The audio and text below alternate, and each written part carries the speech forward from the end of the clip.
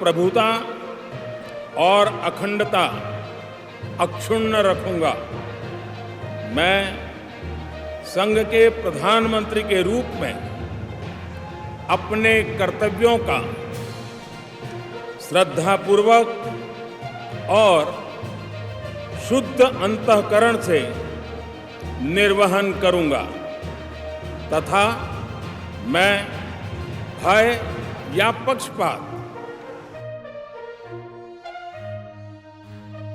जिनके नाम की चर्चा भी नहीं थी वो भी बने मोदी कैबिनेट का हिस्सा। मोदी ने तीसरी बार प्रधानमंत्री पद की शपथ ली है। उनके साथ केंद्रीय कैबिनेट में शामिल मंत्रियों ने भी पद और गोपनीयता की शपथ ली है। इस बार मोदी कैबिनेट में शामिल होने वाले मोदी के जिन मंत्रियों ने शपथ ली उनमें कई ऐसे नाम भी सामने आए हैं जिस पर पहले से चर्चा नहीं हो रही थी। इन नामों ने जहां एक और लोगों को चौंकाया है, वहीं इन्हें केंद्रीय मंत्रिमंडल में शामिल करने के पीछे की वजह बड़ी है। मंत्रिमंडल में शामिल होने वाले सभी मंत्रियों का नाम फाइनल होने के बाद सबसे फोन करके प्रधानमंत्री आवास पर पीएम मोदी के साथ होने वाली बैठक में शामिल होने को कहा गया, जिसके बाद पीएम मोदी के साथ शपथ लेने वाले सभी मंत्री पीएम आवास पहुंचे, जिनकी तस्वीरें मीडिया में आते ही मोदी 3.0 की कैबिनेट का खाका सामने आ गया और शपथ लेने के बाद वो सभी हिंदुस्तान की नई कैबिनेट का हिस्सा बन गए।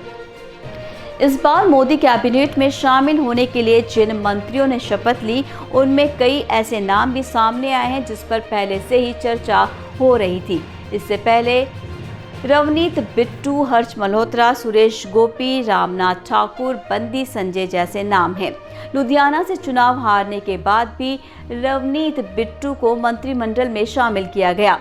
एक फायर ब्रिगेड नेता जो कांग्रेस को पंजाब में बुलंदियों पर ले जा रहा था, उसका अचानक पार्टी में मोह भंग होता है। वो भारतीय जनता पार्टी में शामिल होते हैं, लुधियाना से चुनाव लड़ते हैं लेकिन मात खा जाते हैं।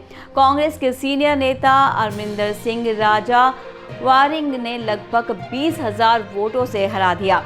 इसके बाद नरेंद्र मोदी ने उन्हें अपनी टीम में शामिल करने का फैसला किया, जिसका वादा तो अमित शाह ने चुनाव प्रचार के दौरान ही कर दिया था। लुधियाना की रैली में उन्होंने मंच से ऐलान किया था कि वो जल्द ही बिट्टू को बड़ा आदमी बनाएंगे और आज वो मोदी कैबिनेट का हिस्सा है।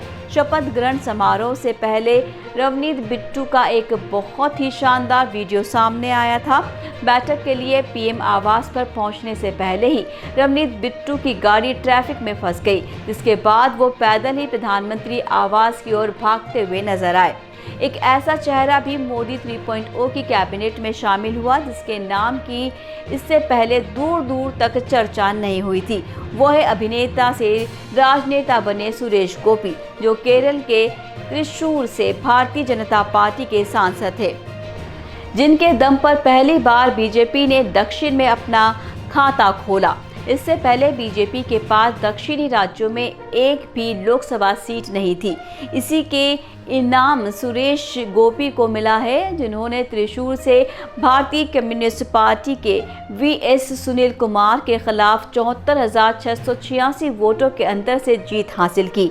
सुनील कुमार दूसरे स्थान पर रहे और गोपी को कुल 4,12,338 वोट मिले। केरल में 20 लोकसभा सीटें हैं, लोकसभा सीट ही नहीं जीती है। दक्षिण राज्य के कम्युनिस्ट पार्टियों का गढ़ रहा है, लेकिन साल 2019 के लोकसभा चुनाव में कांग्रेस के टीएन प्रथनापन ने त्रिशूर सीट से जीत हासिल की थी। अब बीजेपी के सुरेश गोपी ने इस सीट को जीत लिया है और अब वो केंद्रीय कैबिनेट का हिस्सा भी बन चुके हैं। तो ऐसी और अपडेट्स के लिए जुड़े रहिए एयर न्यूज़ के साथ। फिलहाल के लिए दीजिए विदा, नमस्कार।